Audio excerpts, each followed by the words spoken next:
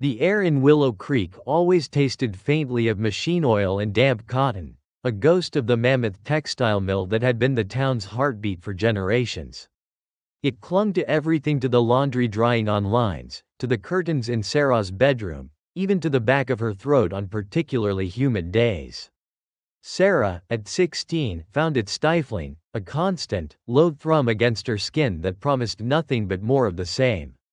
She spent most of her summer afternoons in 1982 stretched out on her bedroom floor, the floral wallpaper, faded roses on a cream background, feeling less like a comforting pattern and more like the bars of a cage. A single, worn-out copy of Rumors spun on her older sister's hand-me-down turntable, the needle crackling softly between tracks. Sarah knew every lyric, every guitar riff, every drum beat by heart, but the music was less about listening and more about a backdrop for her dreams.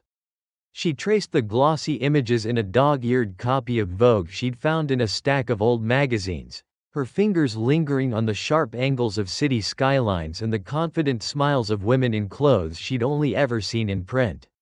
New York, London, Paris, they were glittering, impossible beacons, a stark contrast to the monotonous hum of cicadas outside, baking under the relentless sun that beat down on the parched lawns of identical bungalows.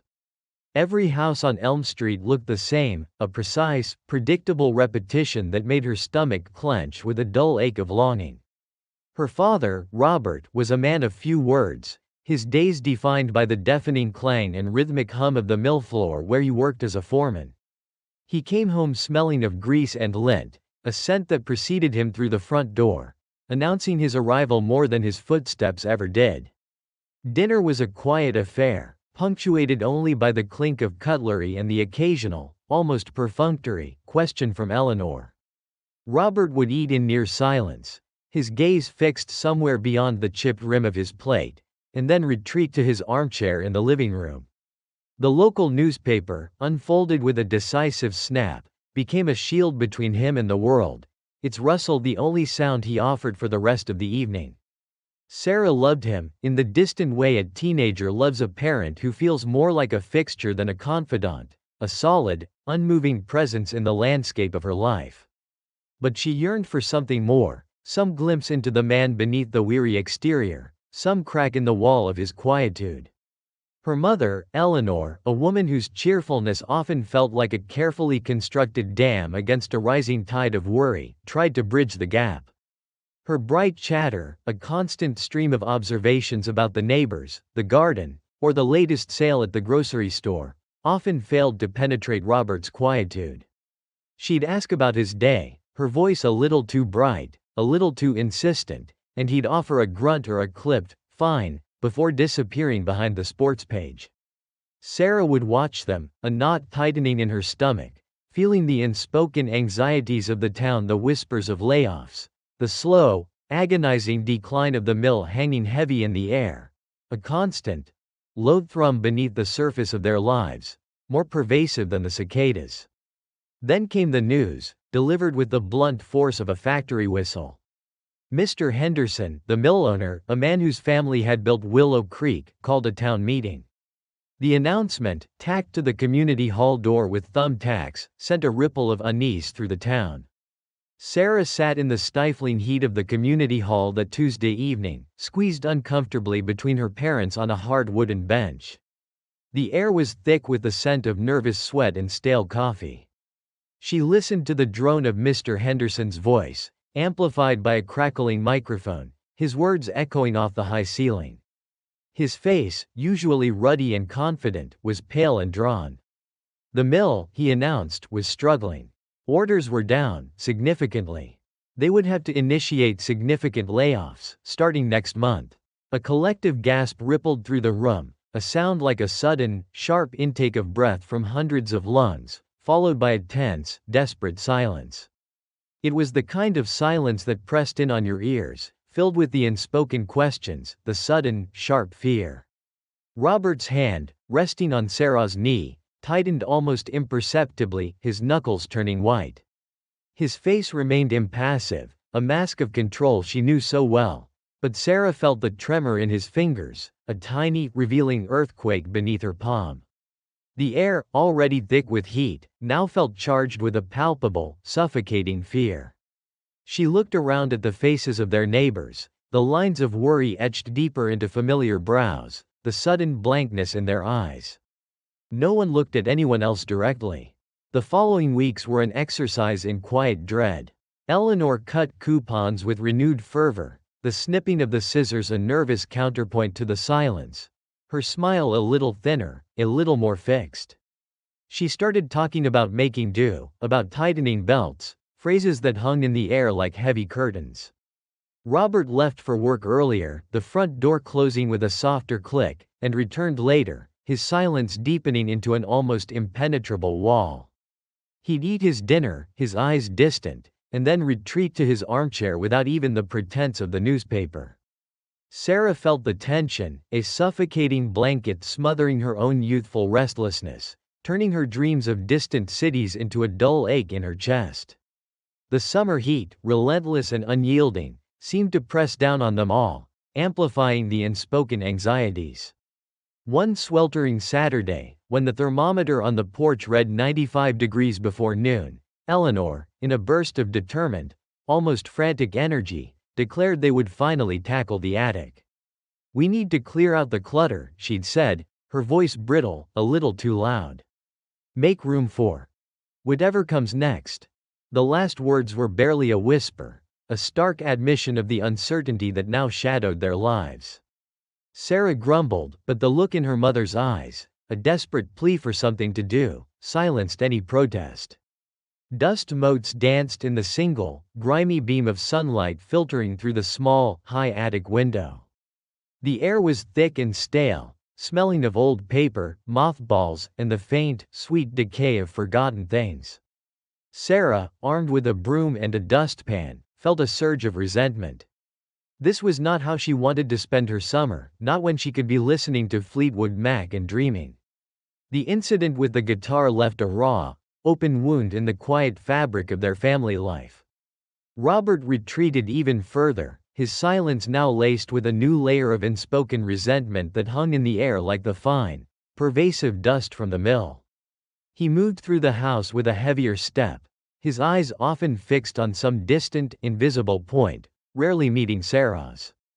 The easy, if quiet, rhythm of their evenings was gone, replaced by a strained quiet, punctuated by the clink of silverware or the rustle of a newspaper. Sarah, however, found her initial shock at his outburst quickly replaced by a burning, relentless curiosity. The image of the young, joyful Robert in the photograph haunted her, a vibrant ghost of a man she desperately wanted to know. It was a stark, almost painful counterpoint to the weary foreman who now rarely met her gaze, whose shoulders seemed permanently bowed under an unseen weight. She started to observe her father with new eyes, noticing things she'd never paid attention to before. Sometimes, when he thought no one was watching, his fingers would tap a rhythmic, complex pattern on the kitchen table, a phantom drumbeat echoing in the quiet room. She'd catch him humming a low, bluesy tune under his breath while fixing a leaky faucet in the bathroom, a melody that seemed to rise from somewhere deep within him, only for him to stop abruptly, his lips pressing into a thin line, if he sensed her presence. The music wasn't entirely gone, it was just buried, deep beneath the dust of years and the heavy weight of unspoken pain. Sarah couldn't let it go. She felt a magnetic pull towards this hidden part of him, the need to understand what had transformed the vibrant young man into the guarded, burdened father she knew. She started her own quiet investigation, treading carefully, like walking on thin ice. She knew her father had grown up in Willow Creek, so she started asking subtle questions, hoping to piece together the fragments of his past. One sunny afternoon, while helping Mrs. Henderson, their elderly neighbor, prune her overgrown rose bushes, Sarah steered the conversation with a practiced casualness that belied her inner tension. The air was sweet with the scent of blossoms, and the snip of the pruning shears was the only sound for a moment. Mrs. Henderson, a repository of local history and gossip, paused, a glint of recognition in her eyes when Sarah, almost too innocently, mentioned the creek rats. "Oh, Robert was quite the talent," Mrs. Henderson said. snipping a dead rose head with a crisp snap. She lowered the shears, her gaze softening as she looked out across her garden. Him and Jimmy Miller, best musicians this town ever saw, they were. They had a real sound, you know? Something special. Played at all the dances, the county fair. People would come from miles around just to hear them. She smiled wistfully, a faraway look in her eyes, as if listening to a distant melody. Robert, he had a voice that could just melt your heart. And that guitar of his, it sang. It truly sang. What happened to them? Sarah asked, trying to keep her voice light, though her heart hammered against her ribs. Why did they stop? Mrs. Henderson's smile faded slowly, like a sunset. She looked away, her gaze fixed on a distant point beyond the rose garden, her hands resting on the shears. A small sigh escaped her lips. Ah, well, life, dear. Life has a way of getting in the way of dreams. There was a big talent show down in Springfield. A real chance for them, everyone said. A chance to make it big. She paused, a shadow crossing her face. And then, Jimmy, he got an offer. A solo deal. A record label, they said. And he took it. Left Robert and the boys high and dry, just weeks before the show. Mrs. Henderson shook her head slowly, the memory clearly painful for her too. It broke Robert's heart, you see. Not just the band, but the friendship. They were like brothers, those two. He never really recovered from that. Said he'd never touch a guitar again. She shook her head again, a deeper sadness settling on her features. Such a shame. Such a waste of talent. She then clammed up, sensing she'd said too much, her eyes darting to Sarah, then away. It's not my story to tell, child. You'll have to ask your father. But the way she said it, Sarah knew it was a polite dismissal, a wall erected against further questions. Sarah knew asking her father directly was futile. His walls were too high, too thick with years of unspoken pain. The mill crisis, meanwhile, escalated from a whisper to a roar, drowning out the faint echoes of old music. The official notice arrived one Tuesday morning, a stark, impersonal letter with the company logo at the top, announcing the permanent closure of the Willow Creek textile mill within 3 months. Robert's job, along with hundreds of others, was gone. The news hit the family like a physical blow, a sudden, sharp impact that left them breathless. Eleanor cried openly for the first time in years, her carefully constructed cheerfulness finally crumbling, dissolving into quiet sobs that she tried, unsuccessfully, to muffle against her apron. Her fear was palpable, a cold dread that seeped into every corner of their small home. Robert, however, remained eerily calm, a dangerous quiet settling over him. He read the letter twice, his face expressionless, then folded it neatly and placed it on the kitchen counter as if it were a grocery list. He didn't speak, didn't rage, didn't even sigh. He simply retreated further into himself, his silence more terrifying than any outburst. He spent his days in the garage, not working, but tinkering with old tools, staring blankly at the workbench, his hands idle, coated in a fine layer of grease that never seemed to come off. The rhythmic clang of metal that usually accompanied his projects was absent. He started looking for work, driving his old pickup truck to neighboring towns, leaving early and returning late, his face grimmer with each passing evening. But the economic downturn meant jobs were scarce, and the mill's closure had sent ripples of unemployment across the entire region. His despondency deepened with each passing week, a heavy shroud enveloping their home, dimming the light even on the brightest days. The air felt thick with unspoken worries, the future a looming, uncertain shadow. Sarah, feeling helpless and frustrated by the tightening knot of silence and despair, decided to delve deeper into the past. She rode her bike to the small, dusty Willow Creek Public Library, the tires crunching on the gravel path. The library, a brick building with tall, narrow windows, smelled of old paper and wood polish. The librarian, a woman with thick spectacles perched on her nose and an encyclopedic knowledge of local history, greeted her with a warm, if slightly tired, smile. She helped Sarah navigate the microfiche machine, a clunky contraption that whirred and clicked as it projected magnified newspaper pages onto a small screen. Sarah scrolled through old newspaper archives, her eyes scanning for the Creek Rats. She found articles detailing their local fame, their upcoming performance at the Springfield Regional Competition, Willow Creek's own set to make it big, the headlines promising a bright future. And then, abruptly, nothing. A gap, a blank space where their story should have continued. Followed by a small, almost hidden notice a few weeks later. Local band The Creek Rats disbands. No explanation, no details, no reasons given. Just a cold, factual statement, stark in its brevity.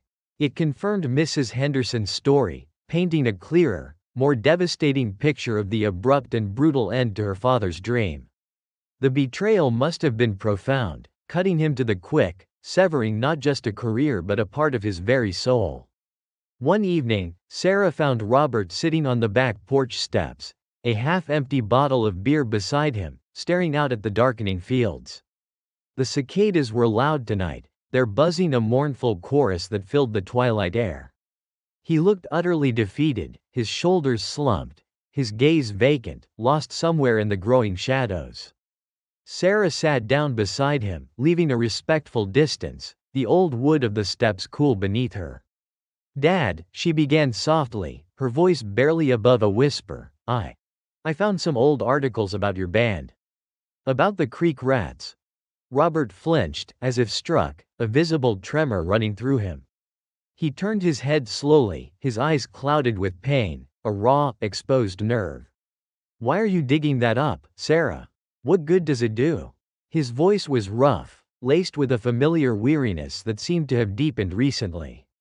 I want to understand," she said, her voice trembling slightly, her own emotions a mix of fear and desperate empathy. "You looked so happy in that picture. So different." He sighed, a long, ragged sound that seemed to carry the weight of years. He took a long swig of his beer, the glass clinking against his teeth. "That was a different life. A different me."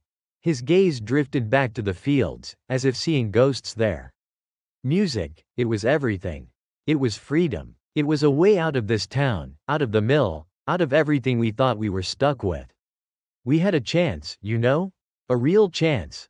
His voice grew softer, a rare vulnerability creeping in, a crack in his carefully constructed facade. "But dreams, they don't pay the bills. And people let you down. Even the ones you trust most." He fell silent again, the brief glimpse into his heart quickly receding, the crack sealing itself shut. He drained the last of his beer. "It's over. It's been over for 30 years. Let it stay that way." He stood up abruptly, the moment of fragile connection shattered, and went inside, the screen door slamming shut behind him. Sarah was left alone with the crickets and the heavy weight of his unspoken grief, the bitter aftertaste of a dream long dead. Sarah knew she had to try again, but this time, she needed the full story, not just fragments. She cornered Eleanor one afternoon while Robert was out, ostensibly looking for work, though they both knew the chances were slim. Eleanor was ironing, the rhythmic hiss of the iron a counterpoint to her nervous energy, a small frown line etched between her eyebrows. The scent of hot cotton filled the air. "Mom," Sarah said, her voice firm, unwavering, "I need to know everything. About Dad, the band, Jimmy. Please." Eleanor pressed the iron down on a shirt, her shoulders hunched, the steam hissing around her.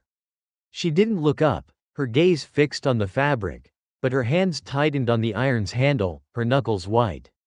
The silence stretched, thick with unspoken history. His gaze returned to the stage, lingering on the young man whose shoulders slumped, fingers frozen on the fretboard. The boy's humiliation was palpable, a raw, exposed nerve. Robert saw himself there, decades ago, the same fear of failure, the same vulnerability. A muscle twitched in Robert's jaw. He looked down at the worn, familiar shape of the guitar case, the scuffed leather telling its own story of journeys taken and then abruptly abandoned. It felt heavy, not just with the instrument inside, but with the weight of years, of silent vows, of a dream buried deep beneath the everyday grind of the mill. He didn't pick it up immediately. He just stared at it, his knuckles white where they rested on the table. Eleanor reached across and gently covered his hand with hers, a silent press of encouragement that spoke volumes. Sarah held her breath, watching her father's face, a roadmap of conflicted emotions.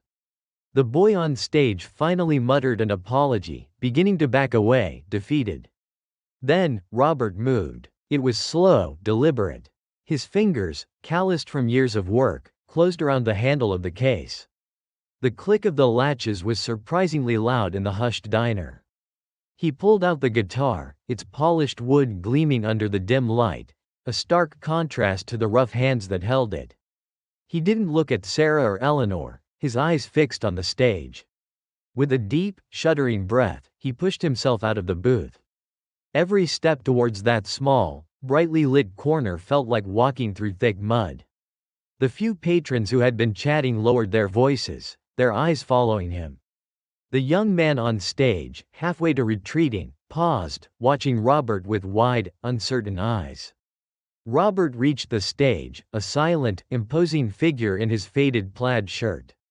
He nodded once to the boy, a gesture of shared understanding, then took the guitar from his hands. "Go on, son," Robert mumbled, his voice a little hoarse, "take a seat. I got this." The boy, bewildered but relieved, stumbled off the stage. Robert adjusted the microphone, the metallic rasp echoing slightly. He sat on the stool, the familiar weight of the guitar settling against him. His fingers, hesitant at first, found the strings. He didn't try to tune it, he just let his calloused thumb brush over them, a quiet, almost reverent sound. The air in Rosie's diner felt thick, charged with anticipation. Then, he played. It wasn't a showy flourish, just a simple, clear chord, resonant and true.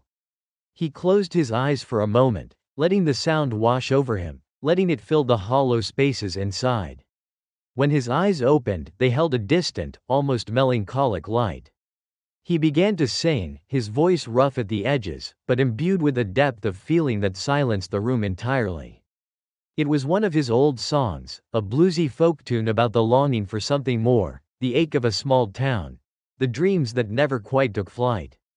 The lyrics spoke of dusty roads, of missed chances, of friendships that splintered under the weight of ambition. His fingers moved with a forgotten grace, coaxing melodies from the guitar that were both mournful and defiant. He wasn't playing for applause, he was playing to remember, to release, to finally acknowledge the part of himself he had so ruthlessly locked away. Sarah watched, tears streaming down her face, unashamed. This was the father she hadn't known, the man whose spirit had been dimmed but never truly extinguished. Eleanor sat beside her, her own eyes brimming, a soft, tremulous smile on her lips. She saw the boy she had fallen in love with, the passionate musician, finally finding his way back. When the last note faded, hanging in the air like smoke, there was a beat of absolute silence. Then, a smattering of applause began, growing quickly into a heartfelt ovation. It wasn't the roar of a concert hall, but the genuine appreciation of a small, surprised crowd. Robert looked out at them, a faint flush on his cheeks. He hadn't felt this exposed, this vulnerable, in decades. But beneath the vulnerability, there was something else, a fragile sense of lightness, a breath he hadn't realized he'd been holding. He nodded, a quiet thank you, and then carefully placed the guitar back in its case. He didn't linger. He walked back to the booth, the applause still following him, a new kind of silence in its wake. He slid back into his seat, not looking at either of them, but Eleanor's hand found his again, squeezing gently. Sarah just reached out and put her hand on his arm, a silent affirmation. The drive home was quiet, but it was a different kind of quiet than before. The heavy, suffocating silence of despair had lifted, replaced by a softer, more reflective hush. The streetlights cast long, fleeting shadows through the car window. Eleanor hummed a low tune, one of Robert's old melodies. He cleared his throat. It was all right, he mumbled, staring straight ahead at the road. Sarah smiled, a genuine, unburdened smile. It was more than all right, Dad. It was beautiful. He didn't respond, but she saw the slight tremor in his hand as he gripped the steering wheel. a telltale sign of the emotion churning beneath his stoic facade. When they pulled into the driveway, the house, which had felt like a tomb these past weeks, seemed to breathe a little easier. Inside, Eleanor went straight to the kitchen, putting on the kettle. Sarah found her father in the living room, carefully setting the guitar case down beside his armchair. He didn't put it away in the closet this time. He just left it there, leaning against the worn fabric, a quiet, steadfast presence. He sat down, sighing deeply, and ran a hand over his face. "I don't know what came over me," he said, his voice raspy. Sarah sat on the armrest of his chair, leaning her head against his shoulder. "It was always there, Dad. You just let it out." He was silent for a long moment, the scent of Eleanor's brewing tea beginning to fill the air. Then, he reached out, his hand hovering over the guitar case.